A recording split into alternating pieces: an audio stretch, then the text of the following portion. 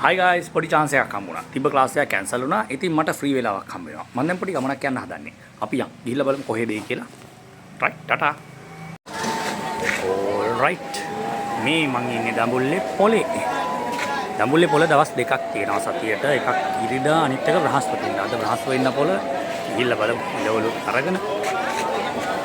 කවුමක් දාලා කට්ටියත් හම්බෙලා එමු.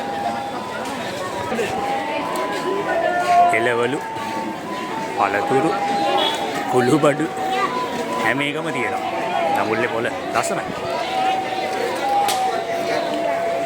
මලු උස්සන් යන්න බෑ. ඉඳ දාගෙන ආව බෑග් එක. ගන්නේ ඔක්කොම කරේ දාන් යන්න දී.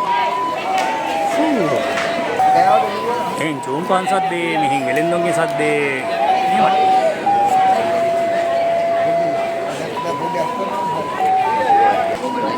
ඒ ඇසිමි කකුල් දෙකේ වදිනවා මේ යාළුවෙක් ඇවිල්ලා මේ. චූටි කුක්කෙක්.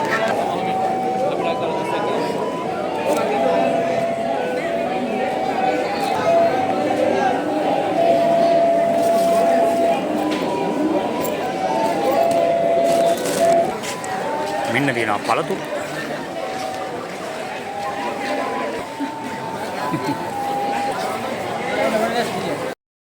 මාළු ගන්නවා.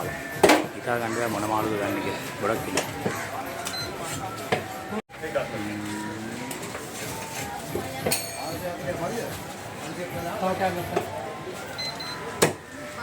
එළවලුත් ගත්තා. පළතුරුන් ගත්තේ නෑ. පළතුරු අරන් ගිහින්ද මේ මාළුත් ගත්තා. ඉන්න පෙට්ටි කපලා ගත්තා.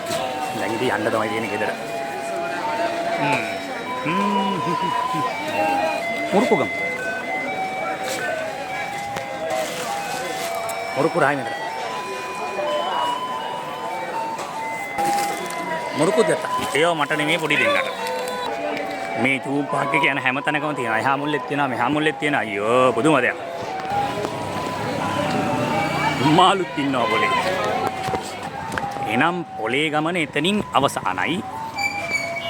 ටටා.